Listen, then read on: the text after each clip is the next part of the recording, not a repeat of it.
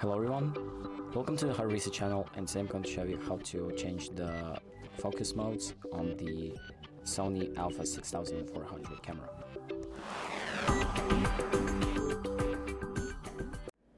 So the first thing that we're going to do is open up the settings by pressing the menu button, and then we're going to go to the section number 1, so this red camera section.